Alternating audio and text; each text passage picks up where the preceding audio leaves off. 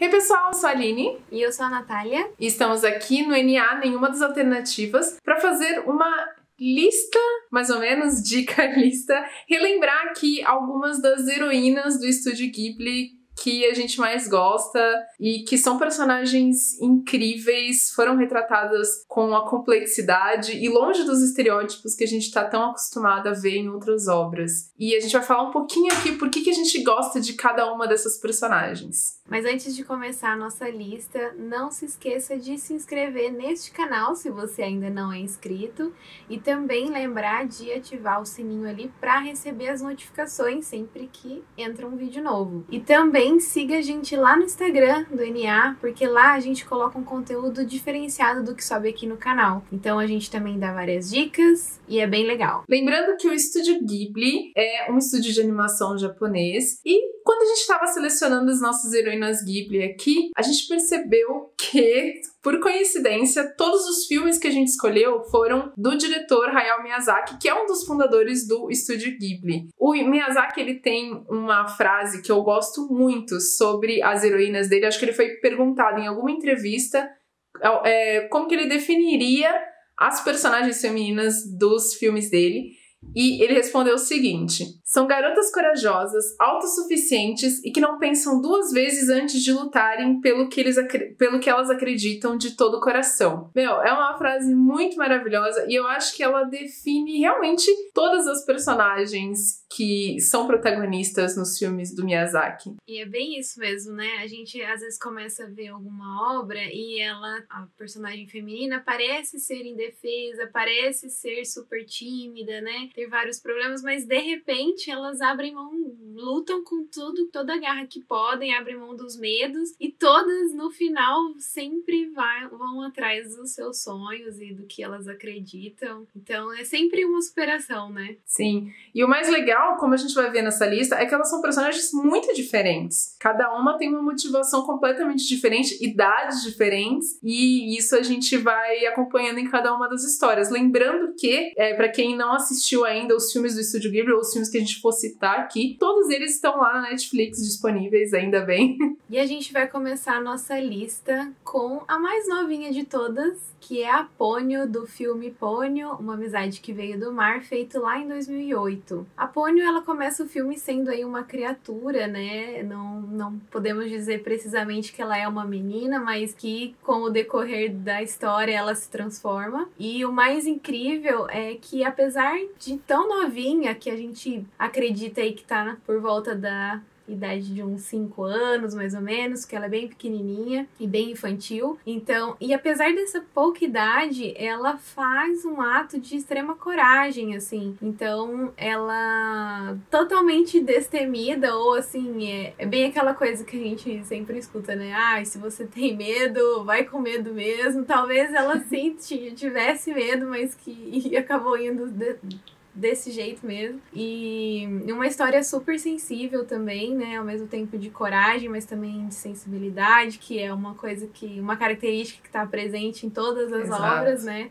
Isso não tem como negar. E é isso, é uma história incrível de uma garotinha que conseguiu conquistar aí uma coisa muito grande, um sonho, um desejo muito grande, que foi se transformar em uma garota de verdade, uma menina real, e ficar do lado aí da pessoa que ela gostava, né? E mostrando pro pai super, super protetor, às vezes é preciso soltar um pouco, né? Não precisa de tanta daquela famosa bolha que os pais costumam colocar os filhos, e deixou ela ser livre e fazer as próprias escolhas.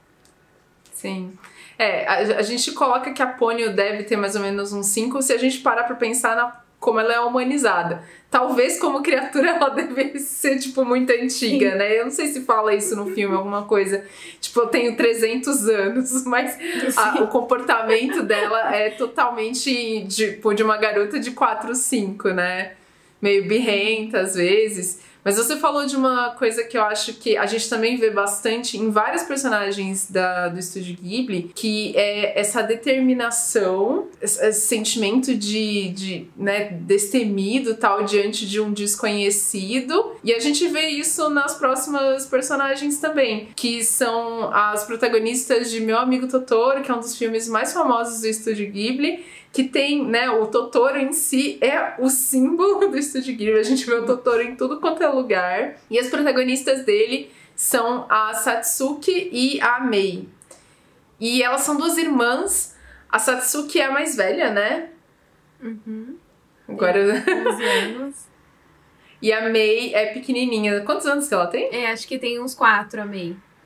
Ah, tá. Então, é legal porque ela também, as duas, na verdade, também são bem inocentes. Isso é uma coisa muito legal do filme, que surpreendeu a gente quando a gente assistiu, né? Acho que nenhuma de nós duas estávamos esperando que o filme fosse ser tão infantil mesmo, né? Ainda mais que muita gente entra pra assistir filmes do Estúdio Ghibli assistindo Viagem de Chihiro, você vai achando que todos os filmes do Estúdio Ghibli são mega complexos e cheios de mitologia. Não! O Meu Amigo Totoro é uma história super simples sobre duas crianças que têm comportamentos absolutamente infantis.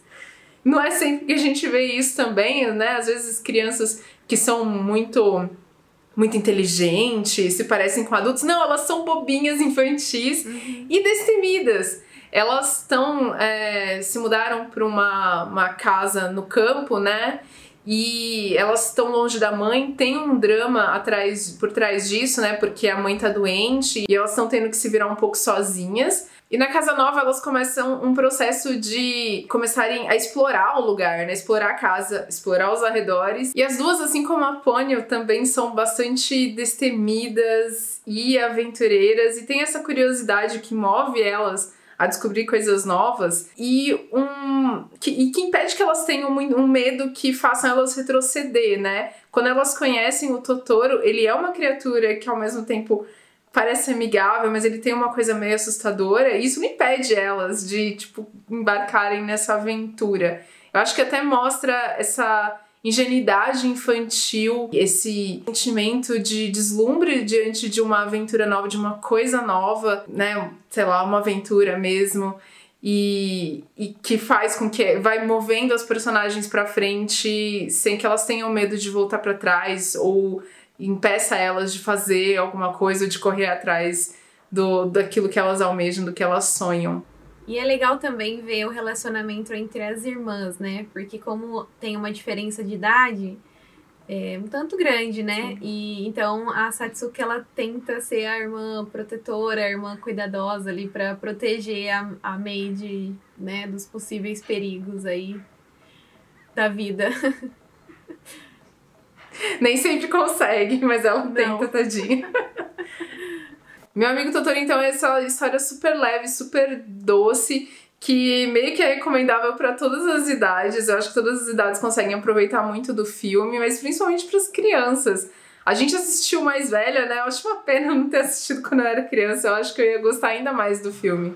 E o próximo filme da nossa lista é um filme bem famoso também, que com certeza você já ouviu falar, que é A Viagem de Chihiro, lá de 2001. E eu acho que foi o primeiro filme que eu vi dele e que eu me surpreendi muito, porque você começa achando que é uma coisa e muda completamente no meio do caminho, né? Começa bem despretensioso. A Chihiro, ela é uma garotinha aí de 10 anos que está super enfesada porque ela não quer se mudar da antiga casa e ela tá indo aí obrigada, né, pelos pais a mudar de casa.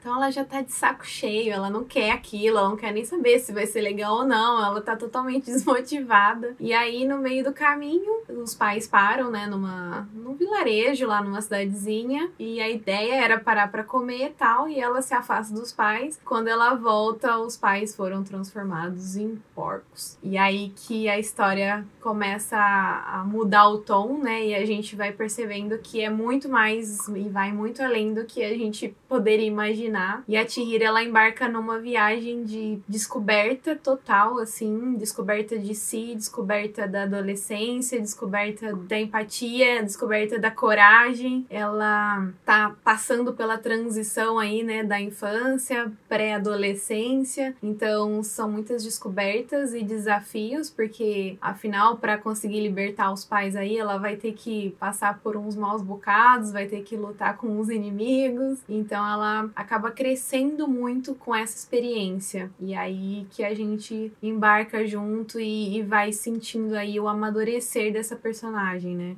Uma coisa que eu acho muito legal da história da Chihiro, que me impressionou bastante quando eu assisti o filme, é essa jornada dela para relembrar o nome. E eu sei que isso é uma coisa importante, né, na cultura japonesa, mas enquanto eu assisti o filme, eu sempre pensei muito como, tipo, o nome representando quem ela era. Então é o que você falou, é toda uma jornada de descobertas daquele mundo, mas muito mais uma descoberta, um autoconhecimento, né? A Chihiro, ela precisa disso para ela completar a jornada dela, para ela retomar o nome dela e para ela salvar os pais. Tem até uma questão de um reencontro dela com uma lembrança do passado, né? Uma coisa que ela achou que ela tinha perdido, que ela não lembrava, mas que ela redescobre isso ao longo da história e que eu acho muito bonito. Ela começa como uma menina meio chatinha no começo e ela termina como, né, uma jovem admirável. Também com uma jornada de amadurecimento, assim como a Chihiro,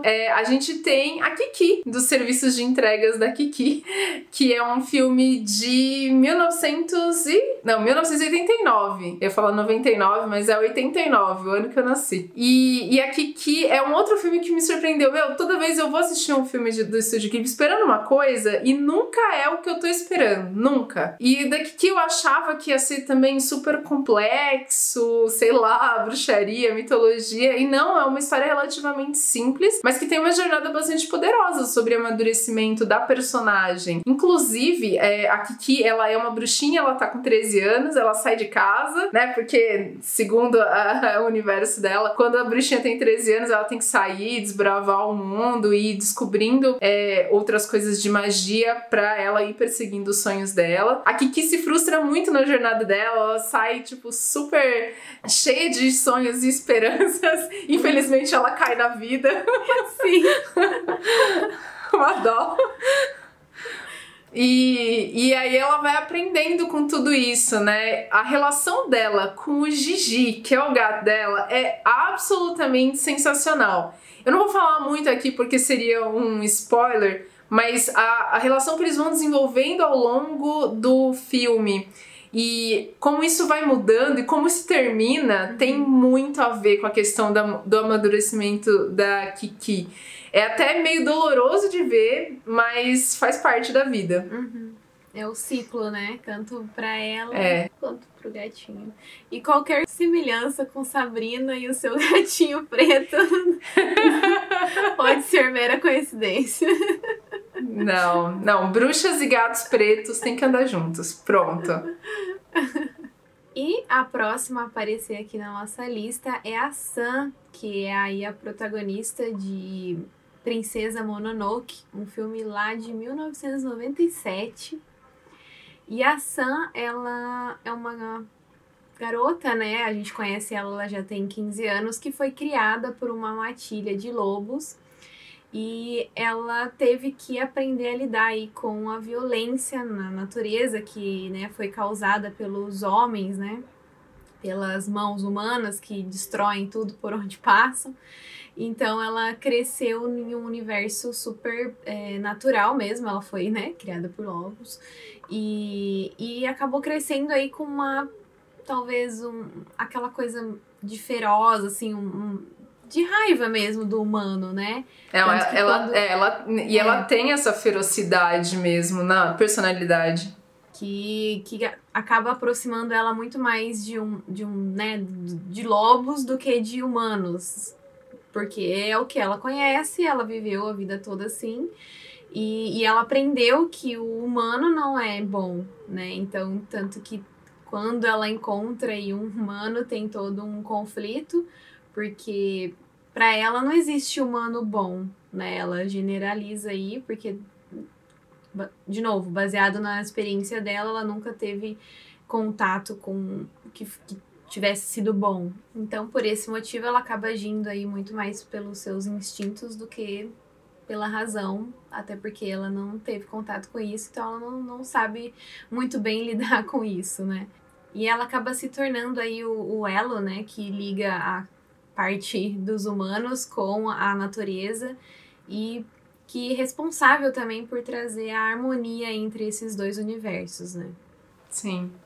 Eu acho sensacional que a primeira imagem que a gente tem da Sam é ela, né, ela já tá no meio dos lobos, só que ela tá de costas, assim, e a hora que ela vira, ela tá cheia de sangue, assim, na boca. E, tipo, essa é a primeira visão que a gente tem da Sam, o que já entrega o quão feroz ela é, mas, assim, ela tem essa ferocidade que vem, claro, da criação dela, mas principalmente porque ela usa isso pra defender aquilo que ela acredita. E ela acredita na natureza, ela acredita que isso é importante. E de fato, ela acaba, apesar dela não ter esse contato com o mundo humano na criação dela, em determinado momento ela precisa entender que ela é humana, né? Que ela tem esses dois lados, e é justamente por isso que ela vira o elo, né?